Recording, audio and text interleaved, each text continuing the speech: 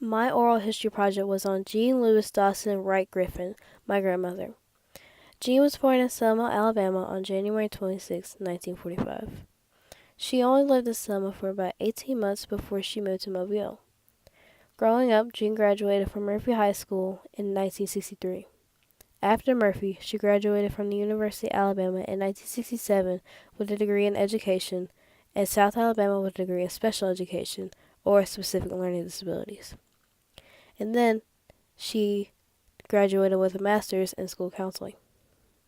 Jean counseled for 15 years and taught for 15 years as well. Looking back, Jean realized that teaching was always her passion. She told me that her mother had always been her inspiration. Her mother, Louise Dawson, worked for American Red Cross. Her mother also wanted to participate in her mother also wanted her to participate in the Red Cross, so she decided that she wanted to be a part of Group A for Retarded Children, also known as GAFRC. She then learned that she enjoyed helping others and teaching them things such as swimming, reading, and writing.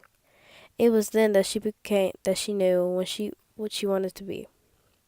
Looking back now, Jean has realized the growth of school, but also how schools are just like how they were back then.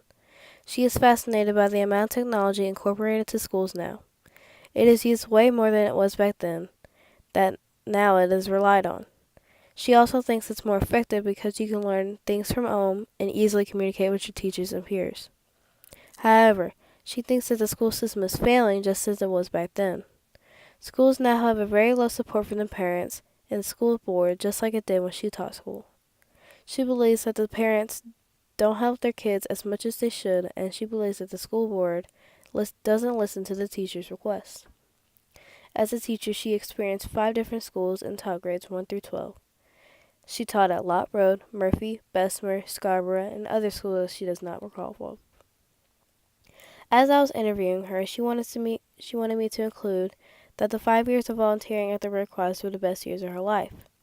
Jean also always loved helping people, and it was her passion.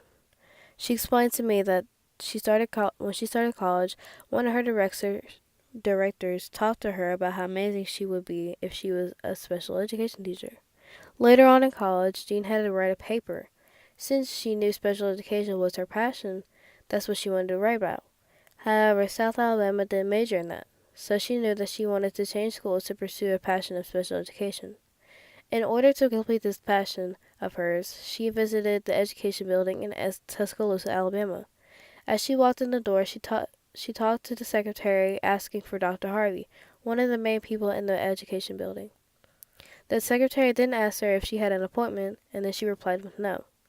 The secretary then got up to go to Dr. Harvey's office and ask him if he had free time to see Jean. He came out of his office and went up and hugged her, saying that he has been waiting for her for 3 years, as Jean has been in college for approximately 3 years.